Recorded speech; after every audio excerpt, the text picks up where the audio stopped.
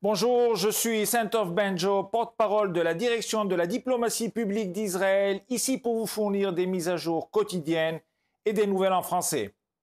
Depuis le début du massacre du 7 octobre, le nombre de morts au combat au sein de Tsahal continue d'augmenter.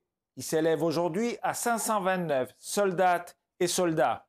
Le peuple d'Israël pleure la mort du sergent-chef Anwar Serhan et du sergent-chef Uriah Ahimalk Goshen. Nous les saluons pour leur héroïsme, embrassons leurs familles et prions pour que leurs âmes reposent en paix. L'autorité nationale palestinienne a annoncé que depuis que le Hamas a lancé sa guerre le 7 octobre, 3550 terroristes supplémentaires ont été reconnus comme prisonniers d'Israël, soit un total de 8800 prisonniers.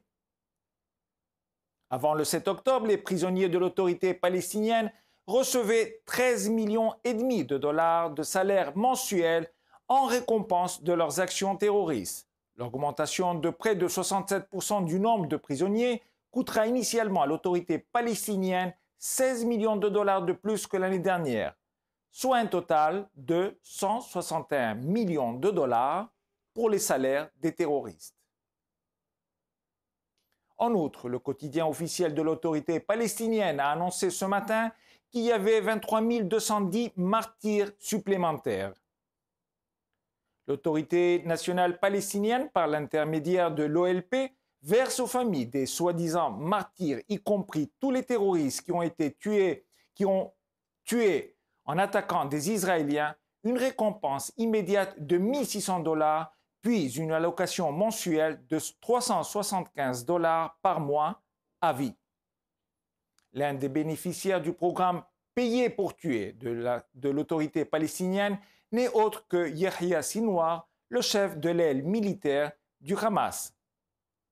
Cette semaine, l'Union européenne a sanctionné Sinwar en l'ajoutant à sa liste de terroristes. Cette mesure permet à l'Union de geler les fonds et autres actifs financiers de Sinwar dans les États membres de l'Union européenne.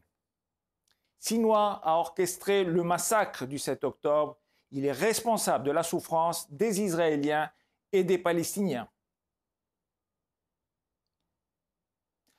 Aujourd'hui, Kfir Bibas a 1 an. Tragiquement, Kfir passe son premier anniversaire en tant qu'otage du Hamas. Un quart de sa vie s'est écoulé en tant qu'otage. Il a été kidnappé avant même d'avoir appris à dire le mot « maman ». Son père Yarden a été torturé en captivité et a été amené à croire que le Hamas craignait pour le destin de Kfir, d'Ariel et de sa femme bien-aimée Shiri. Les kidnappeurs de Kfir, les tortionnaires de Yarden, les envahisseurs de Nir Oz, Sinwar, chef du Hamas, ils sont tous maintenant à la solde de l'autorité nationale palestinienne. Récemment, une histoire extraordinairement choquante a été révélée concernant la vente de la tête d'un soldat israélien décapité à Gaza pour la somme de 10 000 dollars. Le soldat sergent Adir Tahar, âgé de 19 ans, a été tué et lynché le 7 octobre.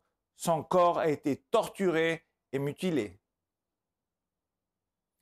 David, le père d'Adir, a raconté à la télévision israélienne ce que les terroristes ont fait à son fils. Appeler les terroristes bouchers est un compliment. Ils l'ont décapité et ont emporté sa tête à Gaza. David a passé plus de 2 mois et demi à la recherche de la tête de son fils. Lorsqu'il a été enterré, David n'a pas pu reconnaître son fils qui avait été tellement torturé qu'il a été identifié grâce à des preuves médico-légales.